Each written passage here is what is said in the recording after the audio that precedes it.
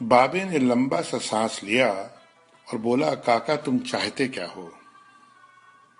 میں نے عرض کیا کہ واقعی آپ کو سونا بنانا آتا؟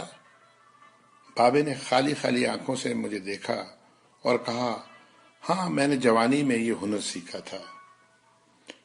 میں نے عرض کیا کہ کیا آپ مجھے یہ نسخہ سکھا سکتے ہیں؟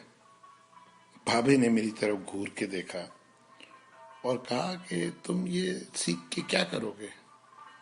میں نے عرض کیا میں دولت مند ہو جاؤں گا۔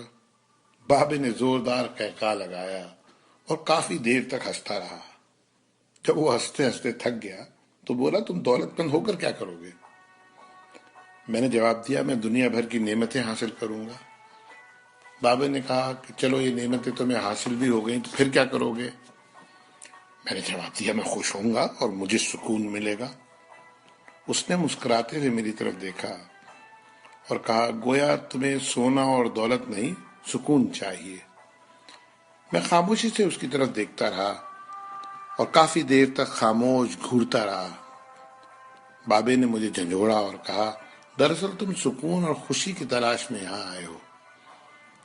میں اس وقت کیونکہ ایک نوجوان تھا اور باقی نوجوانوں کی طرح یہی سمجھتا تھا کہ دولت ہی سکون اور خوشی حاصل کرنے کا ذریعہ ہے، لیکن بابے کی باتوں نے مجھے کچھ الجھا سا دیا تھا۔ اسی الجھن میں نے ہاں کر دی۔ بابے نے ایک لمبا قہقہہ لگایا اور پھر دیر تک ہنستا رہا اور کہا، کاکا میں تمہیں سونا بنانے کے بجائے انسان سے بندہ بنانے کا طریقہ کیوں نہ سکھا دوں؟ میں تمہیں دولت مند ہونے کے بجائے پرسکون اور خوش رہنے کا گر کیوں نہ سکھا دوں؟ میں خاموشی سے اس کی باتیں سنتا رہا، حالانکہ مجھے ابھی کچھ سمجھ میں نہیں آ رہا تھا۔ اتنے میں بابا بولا، انسان کی خواہشیں جب اس کے وجود اور عمر سے لمبی رہتی ہیں وہ اس وقت تک انسان رہتا ہے۔ تم اپنی خواہشوں کو اپنی عمر اور وجود سے چھوٹا کر لو، تم سکون بھی پا جاؤ گے اور خوشی بھی۔ اور جب تم خوشی اور سکون پا جاؤ گے تو تم انسان سے بندہ بن جاؤ گے۔ مجھے بابے کی باتیں بالکل سمجھ میں نہیں آ رہی تھی اور بابے نے میری یہ پریشانی بھانپ لی تھی۔ بابا بولا، تم قرآن شریف پڑھو۔ اللہ تعالیٰ نے خواہشوں میں لتھڑے ہوئے لوگوں کو انسان کہا ہے اور محبت میں رنگے ہوئے آزاد لوگوں کو بندہ۔ دنیا میں کتنے انسان آئے اور بہت دولت کمائی، بڑی عمارتیں بنائی، کیا وہ سب ساتھ لے گئے تھے؟ کیا سب وہ خوش تھے؟ تم بھی کیا خوش ہو؟ پھر بابا خود ہی بولا، نہیں، جب تک تم تانبے سے سونا بنانے کے چکر میں اور خپ میں مبتلا رہو گے اس وقت تک خوشی سے دور بھاگتے رہو گے اور بھٹکتے رہو گے۔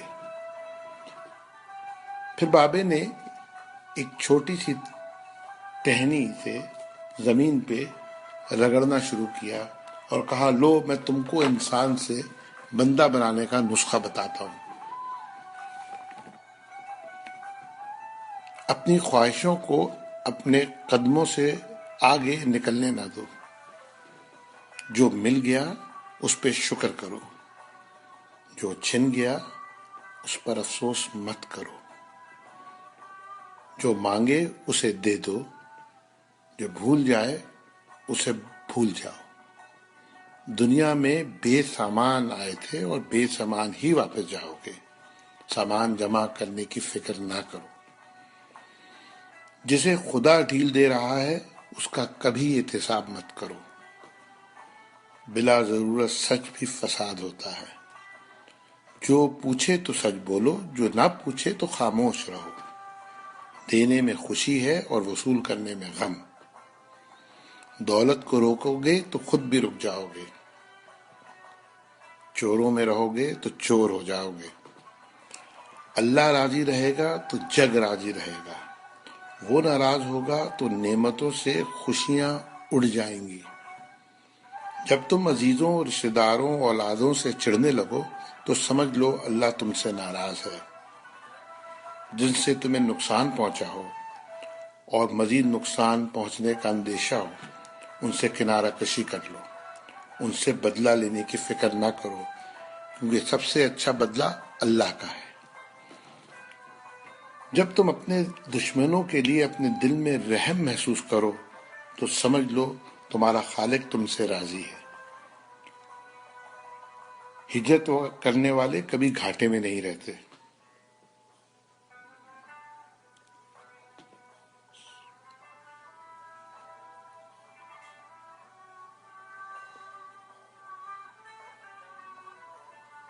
بابے نے پھر میرے کندھے پہ ہاتھ رکھا اور کہا جاؤ، بس ایک چیز کا دھیان رکھنا، کبھی کسی کو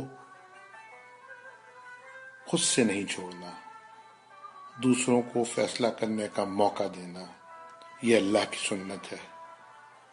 اس نے کبھی اپنی مخلوق کو تنہا نہیں چھوڑا، مخلوق اللہ کو چھوڑتی ہے۔ اور دھیان رکھنا، جو جا رہا ہو اسے جانے دینا، جو واپس آ رہا ہو اس کے لیے اپنا دروازہ کبھی بند نہ کرنا، یہ بھی اللہ کی عادت ہے۔ وہ واپس آنے والوں کے لیے اپنا دروازہ ہمیشہ کھلا رکھتا ہے۔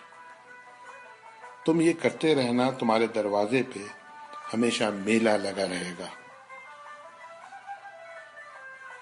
یہ اقتباس ہے جس کے مصنف سے میں بالکل نابلد ہوں، لیکن اس کا عنوان تھا کیمیا گر۔ اللہ تعالی ہم سب کو انسان کے بجائے بندہ بنا دے، آمین۔